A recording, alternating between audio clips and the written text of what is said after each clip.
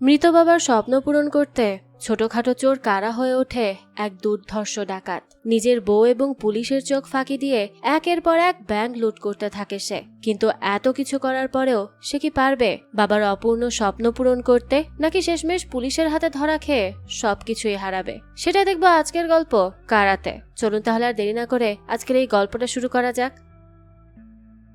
গল্পের শুরু হয় 1990 সালের প্রেক্ষাপট দিয়ে, অর্থাৎ আজকের গল্প বহু বছর আগের কাহিনী নিয়ে হতে চলেছে।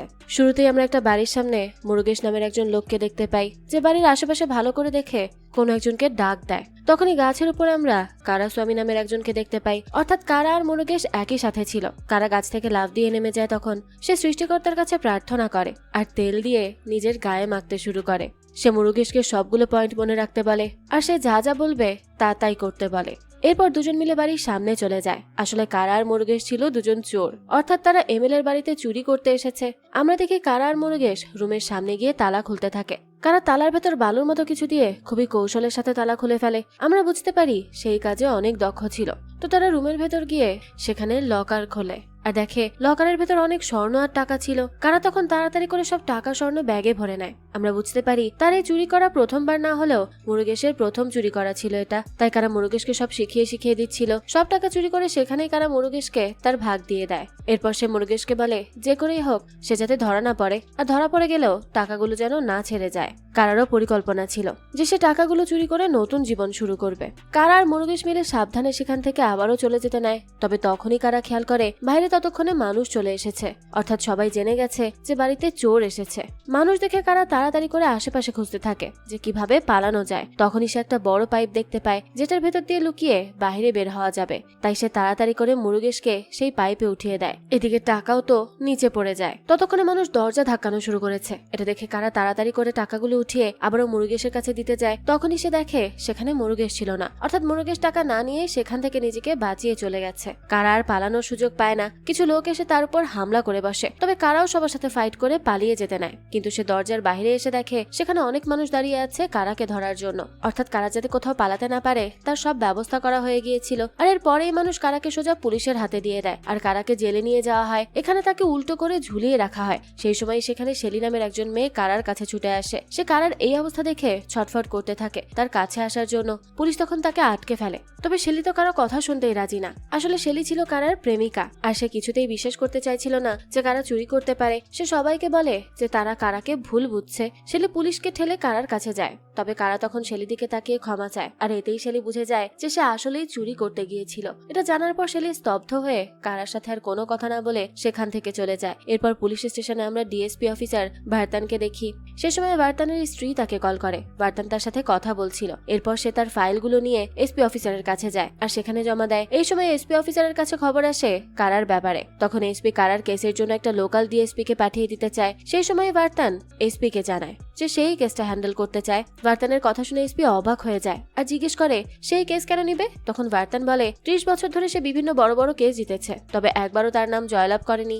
সব নাম বড় বড় অফিসাররা নিয়ে গেছে, আর এখন তার রিটায়ারমেন্টের সময়ও চলে এসেছে। তাই শেষ মুহূর্তে এসে ভারতান এই কেসটা হাতে নিয়ে নিজের নাম ডাক বাড়াতে চায়। এমএল এর বাড়িতে চুরি হয়েছে যেহেতু সেখানে তো প্রেস মিডিয়া থাকবেই, অর্থাৎ ভারতান শুধুমাত্র সবার কাছে নিজের পরিচয় করিয়ে দেওয়ার জন্যই এই কেসটা নিজের হাতে নিতে চায়। তবে এসপি জানায় চোর তো ধরা পড়েই গেছে, এখন সোজা স্টেটমেন্ট দিয়ে তাকে জেলে ভরে দেওয়া হবে। এই কেসটা নিয়ে আর সে কি করবে?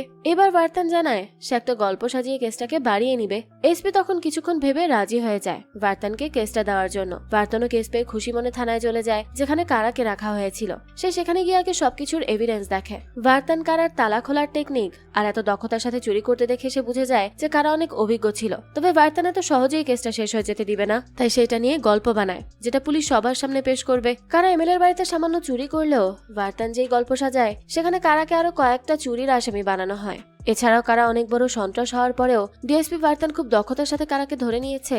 তারপর সে মৃত্যুর ঝুঁকি নিয়ে সবাইকে বাঁচিয়েছে। এই সব কিছু গল্প বানিয়ে বানিয়ে ভারতান ফাইলে লেখে, অর্থাৎ যেসব কারা করেইনি সেই সবও লিখে কারাকে বড় সন্ত্রাস বানাতে চায় ভারতান, কারণ এতে করে তার নাম ডাক হবে। এদিকে এইসব শুনে কারা ভারতানকে রিকোয়েস্ট করে যে সে যাতে এইসব কিছু না করে। তবে ভারতান নিজের ফেম পাওয়ার আশায় খুশিতে আত্মহারা ছিল। কারা তখন ভারতানকে বলে সে ভুল করছে। এটা শোনা মাত্রই ভারতান কারার কাছে গিয়ে তাকে মারতে শুরু করে। এরপর সে আয়নার সামনে যায় নিজেকে দেখার জন্য। তখন কারা উঠে দাঁড়ায় আর ভার্তানের কাছে এসে ভার্তানকে মারতে থাকে। এরপর সে পুলিশ স্টেশনের বিদ্যুৎ বন্ধ করে সেখান থেকে পালিয়ে যায়। বিদ্যুৎ চলে যেতেই পুলিশ সেখানে আসে। তখন একজন লাইটের আলোয় ভার্তানের বিধ্বস্ত অবস্থা দেখে। ভার্তান বলছিল কারাকে ধরতে। একথা শুনে পুলিশরা সবাই বেরিয়ে পড়ে কারাকে ধরার জন্য। এখানে আমরা কারাকে দেখি যে বৃষ্টির মধ্যে একটা জঙ্গল দিয়ে পালাচ্ছিল। পুলিশ সেখানে আসলে কারা একটা গাছে উঠে পড়ে। সে অনেক বেশি ভয় পেয়ে গিয়েছে, তাই সে প্রতিজ্ঞা করে এবারের মতো বেঁচে গেলে কারা আর কখনো চুরি করবে না। আর এখানেই দৃশ্য পরিবর্তন হয়। দৃশ্য চলে যায় 6 মাস পরে। এখানে আমরা কারাকে দেখতে পাই যে এখন একটা হোটেলে কাজ করে। সেখানে আমরা শেলিকেও দেখি। আসলে কারা আর শেলি এখন দুজন দম্পতি। তারা দুজনই বিয়ে করে নিয়েছে আর এই দুজনে একই হোটেলে কাজ করে। শেলি নিজেদের সংসার চালানোর জন্য কারার সাথে কাজ করে। এতে কারার অনেক খারাপ লাগে, কারণ তার জন্য শেলি অনেক কষ্ট করে। তবে শেলি কারাকে ভালোবাসে, তাই এই কষ্ট তার কাছে কষ্ট মনে হয় না। সারাদিন কাজ করে কারা তাদের মজুরি নিতে যায় হোটেলের মালিকের থেকে। তবে হোটেল মালিক সারাদিন তাদের সাথে খারাপ ব্যবহার করে আর অনেক কাজ করায়, কিন্তু মজুরি অনেক কম দেয়। তাই তারা তাকে মজুরি বাড়াতে বলে। তবে হোটেলের মালিক জানায় আরো কিছুদিন কাজ করলেই তারা বাড়াবে। তবে এই কথা সে শুরু থেকেই বলে আসছে, তাই কারা আর কোনোই আশা রাখে না। কারা আর শেলির সংসার অনেক অভাবে চললেও দুজনে দুজনের প্রতি ভালোবাসা সংসারটাকে টিকিয়ে রেখেছিল। শেলি আগে জানতো না কারা চুরি করত, তবে সেদিন রাতেই কারা একেবারের জন্য চুরি ছেড়ে দিয়েছিল। তাই শেলি আবারও কারার কাছে এসেছিল। এরপর দুজন বিয়ে করে নেয় আর স্বাভাবিকভাবে জীবনযাপন করতে থাকে। কারা শেলির কাটা হাতে মলম লাগিয়ে দিচ্ছিল। সেই সময় কারাদের রুমের ছাদ থেকে বৃষ্টির পানি পড়তে শুরু করে। তখনই শেলি আর কারা মিলে পানি আটকানোর চেষ্টা করে। সে সময় বৃষ্টির গতি বাড়লে কারাদের ছাদ ভেঙে পড়ে। কারা তখন পানিতে ভিজে যায়, তবে সে সেখানেই দাঁড়িয়ে থাকে। আসলে কারা শেলির সামনে শক্ত থাকার চেষ্টা করছিল। সারাদিন কাজ করে মালিকের কথা শুনে দিন শেষে এসে এত দারিদ্রতা আর সহ্য হয় না তার। কিন্তু শেলির সামনে সে স্ট্রং থাকার চেষ্টা করে। শেলি তখন কারার কাছে আসে। তখন কারা বলে এভাবে আর কতদিন, তারা তো চাইলে নিজেরাই হোটেল খুলতে পারে। কারার কথা শুনে শেলি বলে হোটেল খোলা কি এতই সহজ নাকি? এর জন্য তো অনেক টাকার প্রয়োজন। কারা বলে সে টাকার ব্যবস্থা করে নিবে। তখন শেলি কারার সাথ দিয়ে বলে সে কাউকে কষ্ট দেওয়া ছাড়া বাকি যা করতে চাইবে সবকিছুতে শেলি তার পাশে থাকবে। পরের দিনে কারা আর শেলি মিলে ব্যাংকে যায় টাকা লোন নিতে, কারণ ব্যাংক থেকে টাকা লোন নিয়ে তারা তাদের হোটেল খুলতে পারে। তবে কারাদের নিজস্ব কোনো সম্পদ বা পরিচয় না থাকায় ব্যাংক থেকে তাদেরকে লোন দিতে রাজি হয় না। কারা তখন অফিসারকে অনেক বোঝানোর চেষ্টা করে যে তারা হোটেল চালিয়ে সব টাকা পরিশোধ করে দিবে। তবে কোনো কিছুতেই কোনো কাজ হয় না। ব্যাংক থেকে বলা হয় তারা যদি তাদের নিজেদের জমি বন্ধক রাখতে পারে তাহলে তাদের লোন দেওয়া হবে। এ কথা শুনে কারা হতাশ হয়ে সেখান থেকে চলে যেতে নেয়। তখন কারা নিজের গ্রামের বাড়ির বাবার জমির কথা মনে পড়ে। সে অফিসারকে জানায় গ্রামে তার 8 একর জমি আছে। এই কথা শুনে অফিসার বলে ঠিক আছে, এটাতেই হবে। সে যদি জমিটা বন্ধক রাখতে পারে তাহলে সে টাকা লোন পাবে। আর এরপরেই কারা শেলিকে নিয়ে কারার গ্রামের উদ্দেশ্যে রওনা দেয়। সে শেলিকে কারার বাড়িতে নিয়ে যায় না, বরং অন্য একটা জায়গায় রেখে আসে। শেলি তার সাথে যেতে চায়, কারণ এত বছর পর কারা তার বাড়িতে যাচ্ছে। হয়তো শেলিকে দেখে কারার বাবা সব রাগ ভুলে যাবে। তবে কারা শেলিকে নেয় না, কারণ এত বছর পর কারা বাড়িতে যাওয়ার পর যে কোনো কিছু ঘটে যেতে পারে। তাই কারা চায় না এর প্রভাব শেলির উপর পড়ুক। কারা শেলিকে কথা দেয় সে তাড়াতাড়ি সব ঠিকঠাক করে ফিরে আসবে। তাই সে শেলিকে রেখেই গ্রামে চলে আসে। তবে সে সরাসরি বাবার কাছে যাওয়ার সাহস পায় না। তাই কারা আগে তার মামার কাছে যায়। কারার মামা তাকে দেখে অনেক বেশি অবাক হয়ে যায়। তবে তার মামা তাকে কাছে এসে জড়িয়ে ধরার বদলে তাকে সজোরে চড় মেরে দেয়। এখানে আমরা জানতে পারি 16 বছর আগে কারা তার বাবার কাছ থেকে সব টাকা চুরি করে নিয়ে শহরে পালিয়ে গিয়েছিল। এরপর আর একবারও সে তার গ্রামে ফিরে আসেনি। আর তাই কারা এত বেশি ভয় পাচ্ছিল বাবার কাছে আসতে। কারার মামাও তাকে অনেক কথা শুনিয়ে দেয়। কারা তখন রেগে মেগে সেখান থেকে চলে আসে। তার মামা তাকে ভুলেও তার বাবার কাছে যেতে বারণ করে, কারণ কারার বাবাও তার উপর অনেক বেশি রেগে আছে। কারা এখন অনেক বেশি ভেঙে পড়ে। সে কি করবে বুঝতে পারে না। তার এখন নিজের বাবার সামনে যাওয়ারও কোনো সাহস নেই। তাই সে আবারও ফিরে যেতে চায়। সে যাওয়ার জন্য বাসে উঠতে যাবে, তখন একটা বৃদ্ধ লোক বাস থেকে নামে। কারা লোকটাকে দেখে বাসে না উঠে তাড়াতাড়ি মুখ লুকিয়ে অন্যদিকে যেতে থাকে। এদিকে লোকটা কারাকে খেয়াল করে থেমে যায় আর তাকে ডাকতে থাকে। লোকটা তাড়াতাড়ি কারার কাছে যায়। আসলে ইনিই হলো কারার বাবা কাত্থা স্বামী। আর কাত্থা নিজের ছেলেকে দেখেই চিনে ফেলেছিল। কারা তখন মাথা নিচু করে তার বাবার দিকে ঘোরে। সে ভেবেছিল তার বাবা হয়তো তাকে দেখে অপমান করে দিবে। তবে তার বাবা তাকে দেখে অনেক বেশি ইমোশনাল হয়ে পড়ে, কারণ দীর্ঘ 16 বছর পর সে নিজের ছেলেকে তার সামনে দেখতে পেয়েছে। কাত্থা কারাকে দেখতেই অস্থির হয়ে পড়ে আর তাকে জড়িয়ে ধরে বলে 16 বছর ধরে সে কত জায়গায় খুঁজেছে তাকে, তবে পায়নি। কারা শুধু তখন তার বাবার দিকেই তাকিয়ে থাকে, যে এত বড় অপরাধ করার পরেও তার বাবা তাকে কত স্নেহময় চোখে দেখছে। ছেলেকে পেয়ে কাত্থা আত্মহারা হয়ে যায় আর তাকে নিজের বাড়ি ফিরিয়ে নিয়ে যেতে চায়। কারাও তখন তার সাথে যায়। কাত্থা আগে কারাকে নিয়ে মন্দিরে যায়। এরপর কারা বহু বছর পর নিজের বাড়িতে পা রাখে। কারার মাও তাকে দেখে অনেক বেশি ইমোশনাল হয়ে পড়ে। তাদের কারো মধ্যে কারাকে নিয়ে কোনো রাগ ছিল না। দুজন তাকে পেয়ে অনেক যত্ন করে।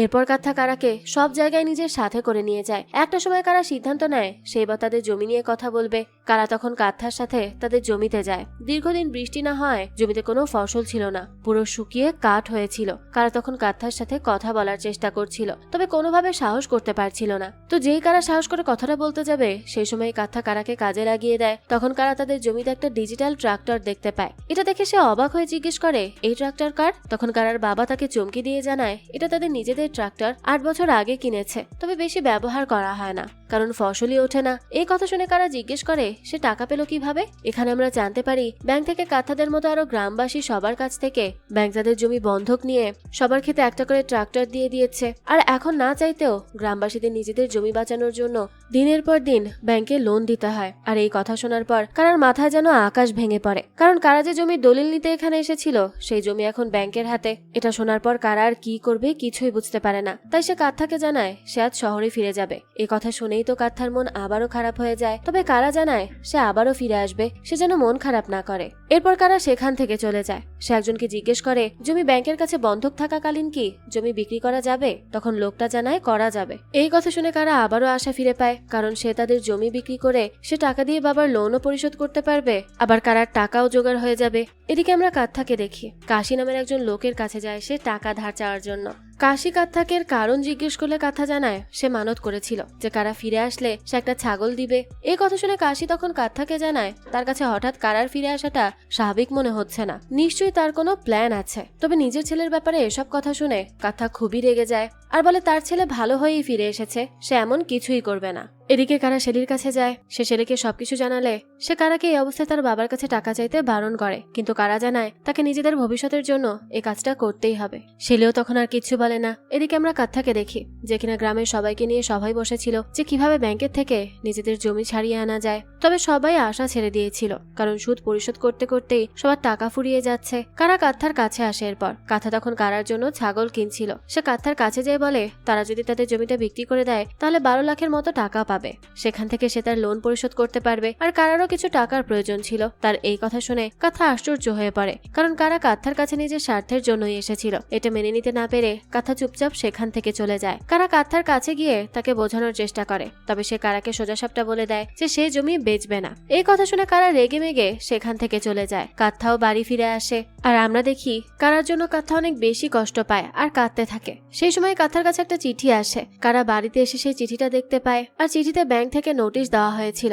এটা পড়ার পর কারা তখনই তার বাবার কাছে যায়। আসলে ব্যাংক থেকে নোটিশ এসেছে যে কয়েকদিনের মধ্যে যদি কাথা নিজের সুদ সহ লোন ব্যাংকে পরিশোধ না করে তাহলে তার পুরো জমি ব্যাংকের দখলে চলে যাবে। এটা দেখে কারা বলে সে তো জমিটা বিক্রি করে দিতে চেয়েছিল আর এখন সেই জমি ব্যাংক নিয়ে যাচ্ছে। ব্যাংক নিলে না কারা এই জমি পাবে আর না কাথা। কাথা বলে এই জমিতে তাদের মন্দির আছে, তাছাড়া এটা তাদের পারিবারিক জমি, এখানে তার বাবাকে সমাধি দেওয়া হয়েছে। আর কাথাও চায় তার মরার পর তাকে এখানেই সমাধি দেওয়া হোক। আর কাথা যদি জমি বিক্রি করে দেয় তাহলে কারা তার টাকা নিয়ে চলে যাবে। তখন সে আর তার মা কি করবে এই জমি ছাড়া? এ কথা শোনা মাত্রই কারা আর কিচ্ছু বলতে পারে না। সে কাথাকে আর কোনো কথা না বলে সেখান থেকে চলে যেতে থাকে। এটা দেখে কাথা তাকে আটকায়, কারণ কাথা জানে কারা এবার চলে গেলে আর কখনো ফিরে আসবে না। এত বছর পর নিজের ছেলেকে পেয়ে কাথা আর হারাতে চায় না তাকে। তবে কারা কাথার কোনো কথাই শোনে না। সে আর আটকাতে না পেরে কাথা কারাকে বলে সে যাতে প্রতি মাসে তাদেরকে চিঠি পাঠায়। কারার কিছু না বলে সেখান থেকে চলে যায়। রাতেই সবকিছু শোনার পর শেলি কারাকে বোঝায়, কারণ এতে কারার বাবার কোনো দোষ ছিল না, কারণ ব্যাংক থেকে তো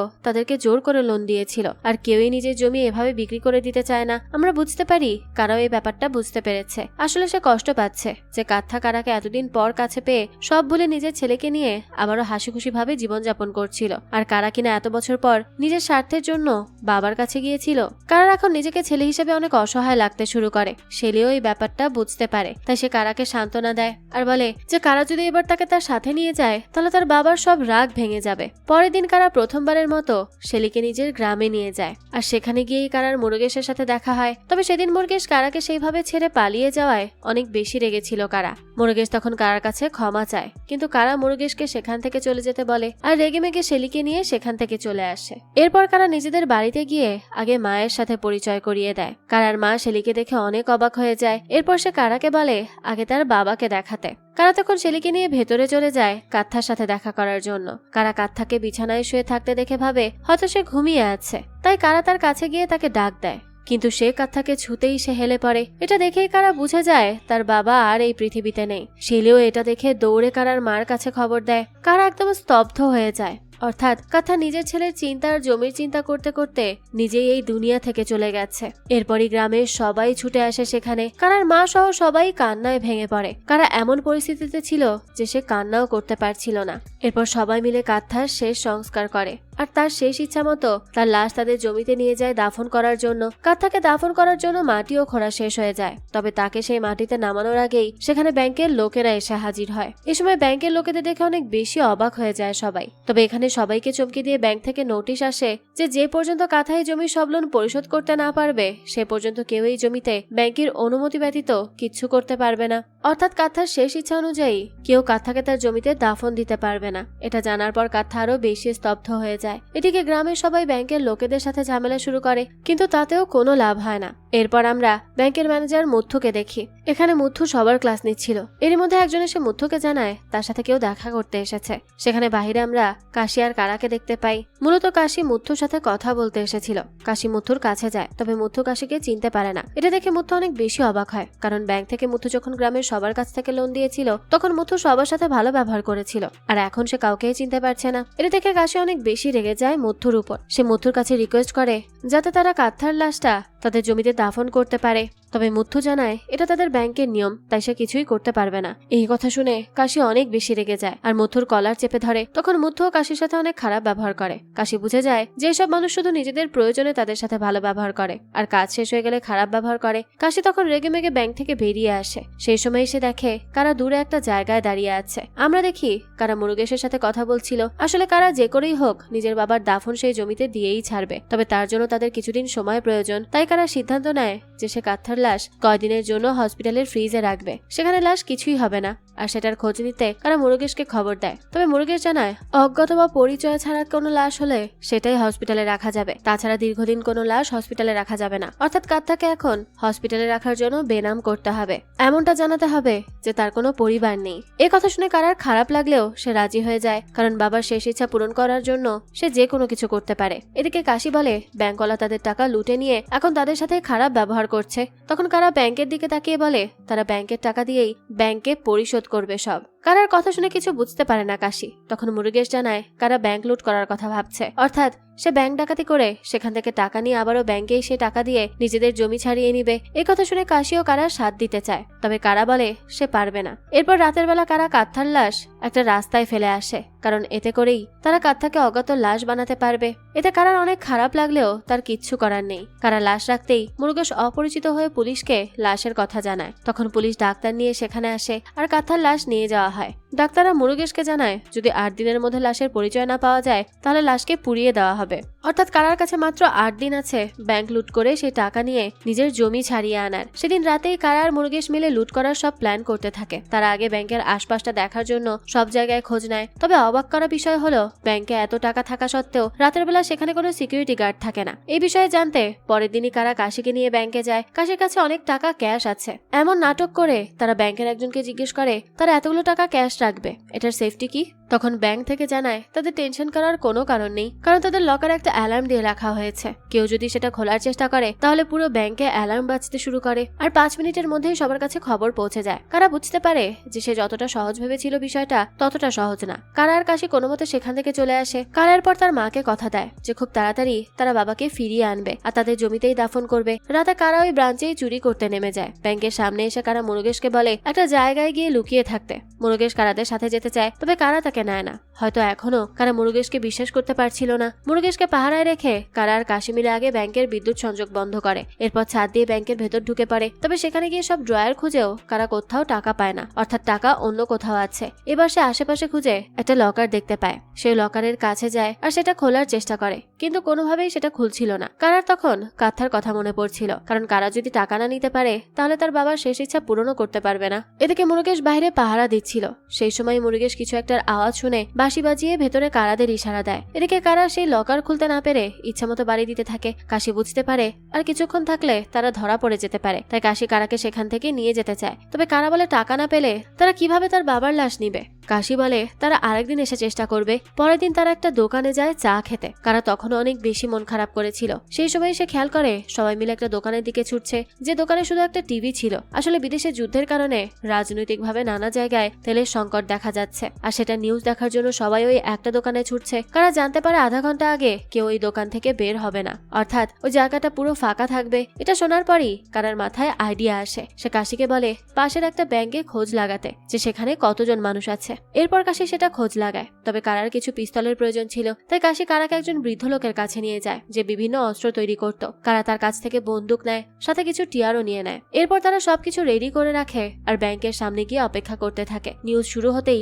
কারা আর কাশি দুজন তাদের মুখ বেঁধে সবাইকে বন্দুকের ভয় দেখিয়ে ভেতরে ঢুকে পড়ে। তারা ভেতরে থাকা সবাইকে আটক করে ফেলে। এরপর কারা আশেপাশে খোঁজে, তবে সেখানে কোনো টাকা ছিল না, অর্থাৎ এখানেও টাকা লকারে ছিল। কাশি লকারের চাবি খুঁজতে যায়। সেই সময় দেখে একটা লোককে তারা আটক করতে পারেনি। এদিকে কারা চাবি খুঁজে যাচ্ছিল, তখন সে খেয়াল করে তারা যাদেরকে আটক করেছিল তাদের মধ্যে একজন কম আছে, অর্থাৎ আরো একজন এখনো বাকি আছে। কারা তখন অফিসের ভেতরে গিয়ে দেখে ওই বাকি একজন কাশিকে ধরে রেখেছে, তাও কাশি ছুটতে পারছিল না। এটা দেখে কারা ওই লোকটাকে মেরে অজ্ঞান করে ফেলে, আর তারা চাবি নিয়ে লকার খুলে ফেলে, আর তার ভেতরেই সব টাকা ছিল। কারারা তখন নিজেদের প্রয়োজনের টাকা সেখান থেকে নিয়ে নেয়, অর্থাৎ তার শুধুমাত্র যতটুকু প্রয়োজন সে ততটুকুই নেয়, আর বাকি সব টাকা রেখে দেয়। এদিকে মুরুগেশ খেয়াল করে ব্যাংকে একজন পুলিশ আসছে। এটা দেখে মুরুগেশ কারাদের ইশারা দেয়। সেই সময় কারারা টাকা নিয়ে বের হতে যাচ্ছিল, তবে ইশারা পেয়ে তারা থেমে যায়। তখন পুলিশটা ব্যাংকের ভেতর ঢুকে পড়ে। তবে ততক্ষণে কারা সব প্রস্তুতি নিয়ে রেখেছিল। কারা ব্যাংক কর্মী সেজে সেখানে বসে থাকে, আর পাশেই কাশি দাঁড়িয়ে থাকে। পুলিশ পুরো ব্যাংক ফাঁকা দেখে কারাকে জিজ্ঞেস করে যে বাকি সবাই কোথায়।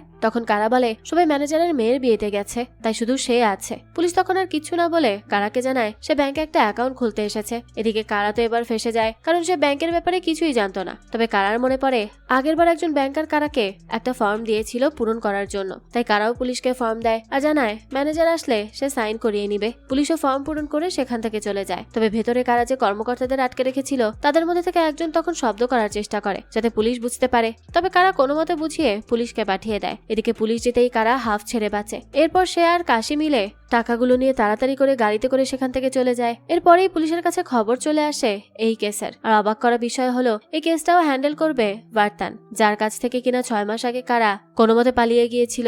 এখানে ভার্তান ব্যাংকে চুরি হওয়া আর তালা খোলার টেকনিক দেখে কিছুটা আন্দাজ করতে পারে যে চুরিটা কে করেছে। এদিকে আমরা মুথুকে দেখতে পাই। মুথু ভার্তানকে জানায় নতুন টাকার সিরিয়াল নাম্বার দিয়ে তারা চোরকে ধরতে পারবে। এখানে আমরা মুথুর আসল মুখ দেখতে পাই। মুথু লকারের ভেতর গিয়ে কিছু টাকা নিজের জন্য চুরি করে নেয়, আর সেই টাকাও ডাকাতির টাকার উপর, অর্থাৎ কারার চুরি করা টাকার উপর যোগ করে দিতে বলে যাতে সে ধরা না পড়ে। একজন ব্যাংকারও কারার মুখের উপর আন্দাজ করে একটা মুখ আর্ট করে ভার্তানকে দেখায়। মুখটা দেখেই ভার্তান চিনে ফেলে এই চোরকে। এদিকে আমরা দেখি কারা টাকাগুলো নিয়ে আগে মন্দিরে যায়, এরপর বাবার ছবির সামনে যায়। কাশি কারাকে তাড়া দেয়, কারণ এখনই তাদের ব্যাংকে টাকা জমা দিয়ে কাথার লাশ হসপিটাল থেকে আনতে হবে। এখানে আমরা ভার্তানকে দেখি যে কারাদের গ্রামের দিকে আসছিল সেই কেস হ্যান্ডেল করার জন্য। এখানে আমরা জানতে পারি ভার্তান চোরের চুরি করার টেকনিক দেখে আগেই জেনে গিয়েছিল যে চুরি কারাই করেছে, তাই সে ইচ্ছে করেই তার পোস্টিং এখানে করিয়েছে। কারণ ভার্তান কারাকে 6 মাস আগে ধরে নিজের নাম করতে না পারলেও এবার সে করেই ছাড়বে। তো ভার্তান এসে ওই ব্যাংকারের সাথে কথা বলে। কিছুদিন আগে যার কাছে কারার কাশি এসেছিল টাকা কিভাবে জমা করতে হয় এই বিষয়ে জানতে। এটা শোনার পর ভার্তান তাকে কারা সেই ছবিটা দেখায়। লোকটাও ছবি দেখে জানায় দুজনের মধ্যে একজন এমন দেখতেই ছিল। এখন তো ভার্তান শিওর হয়ে যায় যে চোর কারাই ছিল। এদিকে কারা আর কাশি অন্য একটা ব্রাঞ্চে আসে টাকা জমা করতে। তখন ব্যাংকারের তাদেরকে দেখে সন্দেহ হয়, তাই ব্যাংকার অন্য একজনকে বলে চুরি হওয়ার টাকার সিকোয়েন্সটা চেক করতে। তবে লোকটা কারাদের ব্যাগ থেকে টাকা বের করতেই দেখে সব টাকাগুলো পুরানো ছিল, কারণ ব্যাংক থেকে চুরি হওয়া টাকা সব নতুন থাকার কথা, তাই ব্যাংকার আর কারাদের সন্দেহ করে না। তবে এখানে ভার্তানের কাছে খবর আসে যে চুরি হওয়া টাকার সিকোয়েন্স ম্যাচ হয়ে গেছে, তবে সেটা অন্য জায়গা থেকে। এর মানে চুরি অন্য কেউ করেছে। ভার্তান তাড়াতাড়ি করে সেখানে যায়। চুরি হওয়া টাকাগুলো একটা দোকানের ভেতর পাওয়া যায়। ভার্তান দোকানদারকে এই বিষয় নিয়ে জিজ্ঞেস করলে দোকানদার জানায় সে নিজেও জানে না টাকাগুলো এখানে কোথা থেকে আসলো। রাতেই সব টাকা পুরানো ছিল আর সকাল হতেই সব টাকা নতুন হয়ে যায়। এর মানে আমরা বুঝতে পারি যে কারা চালাকি করেই ব্যাংকের থেকে চুরি করা টাকাগুলো এই দোকানে এসে বদলে নিয়েছিল, যাতে কেউ তাদেরকে সন্দেহ না করে। এদিকে আমরা দেখি ভার্তান ওই ব্রাঞ্চেই যায় যেখানে কারা আর কাশি ছিল। ভার্তান কারাদের না দেখে তাদের পেছন দিয়ে মথুর কাছে চলে যায়। ভার্তান মথুর সাথে পরিচিত হয়। এখানে সে মথুকে পুরো ঘটনা শোনায়। ভার্তানের আন্দাজ মতে চোর প্রথমে শনিবার চুরি করতে তাদের ব্যাংকের একটা ব্রাঞ্চে যায়, তবে সেদিন চুরি করতে না পেরে তার 2 দিন পর একই ব্যাংকের অন্য ব্রাঞ্চে গিয়ে চুরি করে টাকাগুলো। আর চোর চাইলে পুরো টাকা চুরি করতে পারতো, কিন্তু সে শুধু কিছু টাকা চুরি করেছে। এর মানে চোরের এই টাকাগুলো জরুরি, হয়তো তার কোনো প্রয়োজন ছিল, তাই তাদেরকে খোঁজার এই একটা মাত্রই উপায় আছে। ভার্তান মুথুকে জিজ্ঞেস করে তাদের ব্যাংক থেকে যদি কেউ কিছু বন্ধক রেখে লোন নেয় তাহলে সেই লোন পরিশোধ না হলে তারা কি করে। মুথু বলে 1 মাস আগে তারা নোটিশ পাঠায়, আর যদি সে 1 মাসে তারা টাকা পরিশোধ করতে না পারে তাহলে তারা সেই বন্ধক রাখা জিনিস নিজেরা নিয়ে নেয়। এদিকে ব্যাংকার কারাদেরকে জানায় তাদের লোন নেওয়া শুধু 3 লাখ পরিশোধ করলে হবে না, এই কয়েক মাসে সুদ সহ ট্যাক্স আরো নানা খরচ বাবদ 1 লাখ টাকা যোগ হয়েছে তাদের লোনে। তাই মোট টাকা দিতে পারলেই তারা তাদের জমি ফেরত পাবে। কথা শোনার পর কারা যেন স্তব্ধ হয়ে যায়, কারণ সে এত কষ্ট করে শেষ আশা নিয়ে এসেছিল নিজের বাবার জমি ছাড়াতে আর তাকে সেখানে দাফন করতে, অথচ তাদের আরো 1 লাখ টাকার প্রয়োজন। কথা শোনার পর কাশিও অনেক বেশি রেগে যায় ব্যাংকারের উপর। সে সময় কারা নজর যায় ভার্তানের দিকে। কারা ভার্তানকে দেখেই থেমে যায় আর 3 লাখ টাকা জমা দিয়ে কাশিকে নিয়ে তাড়াতাড়ি সেখান থেকে চলে যায়, কারণ একবার ভার্তান কারাকে দেখে ফেললে তাকে সরাসরি ধরে ফেলবে। তবে কারা দ্বিতীয়বার চুরি করার প্ল্যান করে, কারণ এই একদিনে তাদের বাকি 1 লাখ টাকা জোগাড় করতে হবে। এখানে ভার্তান মুথুকে বলে আগামী কদিনের মধ্যে তারা যাদের যাদের নোটিশ পাঠিয়েছে লোন পরিশোধ করার জন্য সবার ডিটেলস বের করে ভার্তানকে দিতে। মুথু রাজি হয়ে যায়। তখন ভার্তান মুথুকে কারার সেই ছবিটা দেখায়, তবে মুথু জানায় সে একে চেনে না। এরপর সে ভার্তানকে সবগুলো লিস্ট দিয়ে দেয়। ভার্তান সেই লিস্ট অনুযায়ী প্রতিটা গ্রামে তাদের বাড়িতে গিয়ে খোঁজ চালাতে থাকে, কোথাও কোনো সন্দেহজনক জিনিস পাওয়া যায় কিনা সেটা দেখতে। আসলে ভার্তান জানে যে চোর কারা, তবে ভার্তান সম্পূর্ণ প্রমাণ ছাড়া কিছুতেই কারাকে ধরতে পারে না, তাই সে কঠোর পরিশ্রম করতে থাকে। এদিকে তাদের সময়ও ঘনিয়ে আসছিল, অর্থাৎ 8 দিনের মধ্যে যদি কারা তাদের জমি ছাড়িয়ে কাথাকে হসপিটাল থেকে না নিয়ে আসতে পারে তাহলে কাথাকে পুড়িয়ে দেওয়া হবে। কারা এসব নিয়ে অনেক বেশি চিন্তিত ছিল। সেই সময় কারাদের বাড়ির দরজা ধাক্কায় কেউ। কথা শুনে সবাই সতর্ক হয়ে যায়, কারণ পুলিশ আসতে পারে সেখানে। কারা দরজা খুললে সবাইকে অবাক করে দিয়ে সেখানে দাঁড়িয়ে থাকে ব্যাংক ম্যানেজার মুথু। মুথু কারার কাছে এসে বলে সে জানে ব্যাংক ডাকাতি সেই করেছে। এই কথা শুনে কারা অনেক বেশি অবাক হয়ে যায়। এখানে আমরা জানতে পারি মুথু আগে থেকেই জানতো যে ব্যাংক কারাই ডাকাতি করেছে, তবে সে ইচ্ছে করেই কারাকে ভার্তানের হাতে ধরিয়ে দেয়নি, বরং বাঁচিয়েছে। তার একমাত্র কারণ হলো সে কারাকে নিজের কাজে ব্যবহার করতে চায়। মুথু কারার চুরি করার টেকনিক দেখে বুঝতে পারে কারা এই কাজে অনেক দক্ষ, তাই মুথু তাকে বলে তার জমির টাকা কিছু পরিশোধ করতে হবে না, শুধু মুথু যেখানে যেখানে বলবে কারাকে সেই জায়গায় চুরি করতে হবে। মুথুর কথা শুনে কারা চুপ করে থাকে। এটা দেখে মুথু কারাকে লোভ দিতে থাকে যে কারা যদি কোনো মতো টাকা দিয়ে তাদের জমি বাঁচিয়ে নেয় তাহলে এরপরেও কারাদের সেই গরিবী জীবনই পার করতে হবে, এই গ্রামে কখনো ফসল হবে না, আর যদি হয়ও তাহলে সেই কাজগুলো করে কারা কত টাকাই বা পাবে। মুথুর এইসব কথা শুনেও কারা কিচ্ছু বলে না। তখন মুথু কারাকে এই বিষয়ে ভাবতে বলে সেখান থেকে চলে যায়। রাতে মুথু কারার জবাবের জন্যই অপেক্ষা করতে থাকে। সেই সময় মুথুর কাছে কল আসে। মুথু ভাবে কারা মুথুর কথা অনুযায়ী চুরি করতে রাজি হয়ে গেছে, তাই সে ভীষণ খুশি হয়ে কল ধরে। তবে কারা নয়, বরং ভার্তান তাকে কল করে। ভার্তানের কণ্ঠ শুনে মুথু কিছুটা অপ্রস্তুত হয়ে পড়ে। ভার্তান তখন মুথুকে জিজ্ঞেস করে যে আজকে তাদের ব্যাংকের কোনো ব্রাঞ্চে কেউ কি 5 লাখ টাকা দিয়ে নিজেদের জমি ছাড়াতে এসেছিল। এই প্রশ্ন শুনে মুথু বুঝতে পারে ভার্তান এভাবে ইনভেস্টিগেশন করলে খুব দ্রুতই কারাকে ধরে ফেলবে, তাই সে কারাকে বাঁচাতে ভার্তানকে নানান কথা বুঝিয়ে দেয়। তবে ভার্তান শিওর ছিল যে চোর আবারও ব্যাংক লুট করতে আসবে, আর সেটাও মুথুদের ব্যাংকেই করবে। তাই ভার্তান তখনই সেই ব্যাংকের সব ব্রাঞ্চে সতর্কতা জারি করে দেয়, আর কোনো ব্রাঞ্চে চোর ঢুকলেই যাতে অ্যালার্ম বাজে সেটাও চেক করে। তবে আমরা দেখি কারারা যেই ব্রাঞ্চে চুরি করবে সেদিন রাতে তারা সেই ব্রাঞ্চে এসে বিদ্যুৎ সংযোগ বন্ধ করে দেয়, ফলে সেই ব্রাঞ্চের অ্যালার্ম চেক করতে গিয়ে দেখা যায় সেটা বাজে না। আর এই খবর ভার্তানের কাছে পৌঁছাতেই ভার্তান বুঝে যায় যে চোর এখন এই ব্রাঞ্চেই চুরি করবে। ভার্তান তো অনেক বেশি খুশি ছিল, কারণ এইবার সে চোরকে ধরতে পারবে। পরের দিনে ভার্তান ওই ব্রাঞ্চে নিজের লোক পাঠিয়ে দেয়, আর ভার্তানরা ব্যাংকের সামনে গাড়ি নিয়ে লুকিয়ে থাকে যাতে চোর আসলেই তারা ধরতে পারে। আমরা দেখি কারারাও সেখানে চলে আসে। কারা ব্যাংকের ভেতরে যাওয়ার আগে মুরুগেশকে পাঠায় সবকিছু ঠিক আছে কিনা সেটা দেখার জন্য। সেই সময় ভার্তানরাও কারাদের গাড়ির উপর নজর রাখছিল, তবে ভেতরে কারা ছিল সেটা সে জানতো না। মুরুগেশ ভেতরে গিয়ে সবাইকে দেখে বুঝতে পারে কোনো কিছু স্বাভাবিক না, তাই সে আবারও গাড়ির ভেতর গিয়ে কারাকে এই ব্যাপারে জানায়। তবে সে কিছুক্ষণ অপেক্ষা করে, এরপর মুখ বেঁধে নেয়, কারণ যে করেই হোক আজ সে টাকা চুরি করবেই করবে। তাই কারা আর কাশি প্রস্তুত হয়ে নেয়। কারা গাড়ি থেকে বের হতেই যাবে, তার আগেই সেখানে আরো কিছু গাড়ি চলে আসে। এটা দেখে কারা থেমে যায়। আমরা দেখি ভার্তানের কাছে খবর আসে যে অন্য ব্রাঞ্চে চুরি হয়ে গেছে, বাট কারারা তো এখানেই ছিল, তাহলে অন্য ব্রাঞ্চে কে চুরি করলো। যাই হোক, এই খবর শোনার পর ভার্তানরা ওই ব্রাঞ্চের দিকে রওনা দেয়। এটা দেখে কারা মুরুগেশকে পাঠায় এই বিষয়ে খোঁজ নিতে। মুরুগেশ সেখানে গিয়ে একজনের কাছ থেকে জানতে পারে অন্য ব্রাঞ্চে চুরি হওয়ার কথা। কারারাও গাড়ি নিয়ে ওই ব্রাঞ্চে চলে যায়। ব্যাংকের সামনে অনেক মানুষ জড়ো হয়ে গিয়েছিল, আর সবাই তখনও কারা সেই ছবি দেখিয়ে খুঁজছিল, অর্থাৎ সবাই ভেবেছে এবারের চুরিও কারা করেছে। এদিকে কারা সেখানে ভার্তানকে দেখে সাথে সাথে লুকিয়ে পড়ে। সে সেখান থেকে চলে যেতে নিলে তখনই মুথু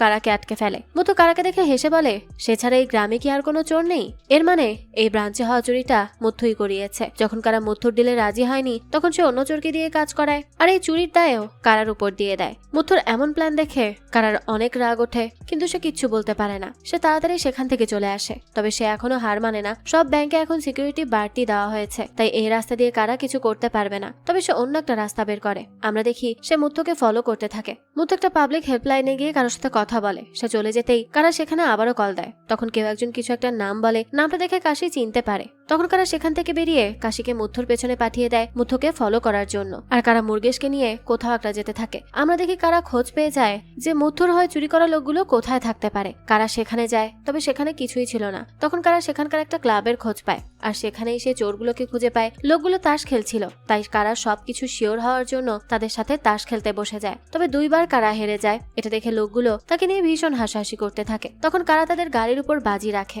আর এত দামি গাড়ি দেখে চোরগুলোও রাজি হয়ে যায়। তবে বাজি দুজনের তরফ থেকে হয়, তাই চোরগুলো হারলে তাদেরকে টাকা দিতে হবে। তাই কারাও তাদের টাকা আগে চেক করতে চায়। লোকগুলো মুথুর কথায় চুরি করা টাকাগুলোই কারার কাছে বাজি ধরে, আর কারাও প্রস্তুতি নিয়ে লোকগুলোর কাছে যায়। কারার প্ল্যান ছিল সে ওই চুরি হওয়া টাকার মধ্যে থেকে 1 লাখ টাকা নিয়ে পালিয়ে যাবে। তবে তার আগে চোরগুলো কারার কাছে বন্দুক দেখে নেয় আর বুঝে ফেলে যে সে এখানে কোনো উদ্দেশ্যে এসেছে।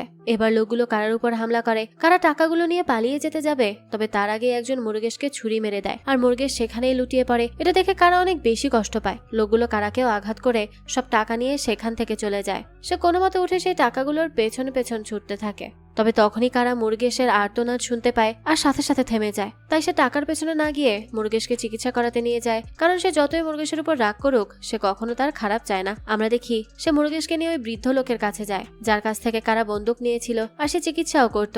সে তখন মুরগেশেরও চিকিৎসা করে। এরপর কারা হতাশা নিয়ে নিজের বাড়িতে চলে আসে। সে দেখে শেলি তার জন্য অপেক্ষা করছে। এখানে আমরা জানতে পারি যে শেলি জানতে পেরে গিয়েছিল যে কারা আবারও চুরি করতে শুরু করেছে। এটা জানার পর শেলি অনেক বেশি ভেঙে পড়ে আর কারাকে নিয়ে সেখান থেকে পালিয়ে যেতে চায়। তা না হলে পুলিশ যে কোনো সময় কারাকে ধরে ফেলতে পারে। তবে কারা যেতে চায় না আর বলে সে চলে গেলে তার বাবার শেষ ইচ্ছাটুকুও পূরণ করতে পারবে না। সে কিছুতেই এখন পালিয়ে যেতে পারে না। তখন শেলি বলে তাকে পুলিশ ধরে নিলে সে তাদের সন্তানকে কি বলবে যে তাদের বাবা কোথায়। শেলির কথা শুনে কারা হতভম্ব হয়ে যায়। এখানে আমরা জানতে পারি শেলি আসলে প্রেগনেন্ট ছিল।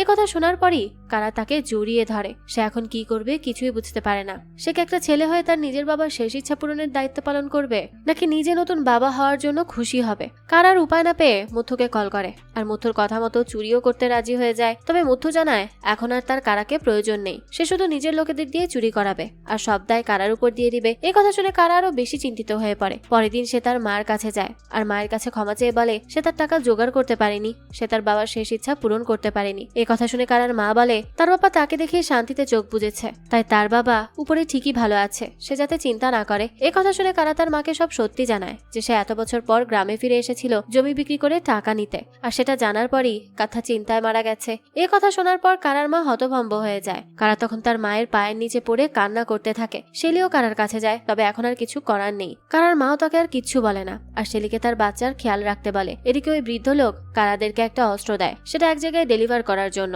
আসলে একটা জায়গায় শুটিং চলছিল, আর সেই শুটিং এ এই অস্ত্রটা প্রয়োজন, তাই সে কারা আর কাশিকে দিয়ে অস্ত্রটা পাঠায়। এতে করে কাশিও কিছু টাকা পাবে। তাই কারা আর কাশি মিলে অস্ত্র নিয়ে শুটিং এর জায়গায় পৌঁছে যায়। তবে সেখানে গিয়ে এসে জানতে পারে যে মুথু ব্যাংক থেকে 5 লাখ টাকা উঠিয়ে আনতে যাবে। আর এই কথা শুনেই কারার শেষ আশা যেন আবারও জেগে ওঠে। সে প্ল্যান করে সেই 5 লাখ টাকা থেকে 1 লাখ টাকা চুরি করে নিবে, আর সেই 1 লাখ দিয়েই সে তাদের জমি ছাড়াতে পারবে। এরপর আমরা দেখি কারা অনেক কষ্ট করে অবশেষে ব্যাংক থেকে আনা সেই 5 লক্ষ টাকা থেকে 1 লক্ষ টাকা নিতে সফল হয়। সে টাকাগুলো নিয়ে কাশির কাছে চলে আসে। তারা ব্যাংকে যাওয়ার আগে তাদের গ্রামের একটা বাড়িতে গিয়ে থামে, সেখান থেকে একটু পানি খাওয়ার জন্য। আর সেই বাড়িতে থাকা বৃদ্ধর কাছ থেকেই কারা জানতে পারে যে শুধু কাথা একাই না যে লোন নিয়ে নিজের জমি হারা হওয়ার পথে আছে, বরং গ্রামের প্রতিটা মানুষ একইভাবে নিজেদের জমি ব্যাংকে বন্ধক রেখেছে। এর মধ্যে অনেকেই আছে যারা ঠিকমতো সুদের টাকাও দিতে পারে না, আবার অনেকে টাকা জমাতে জমাতে নিজেরা নিঃস্ব হয়ে পড়েছে। এই সবকিছু জানার পর কারার কাথার কথা মনে পড়ে যায়, কারণ সে বেঁচে থাকাকালীন কারাকে বলেছিল যে সেই গ্রামের মানুষের জন্য কিছু করতে চায়।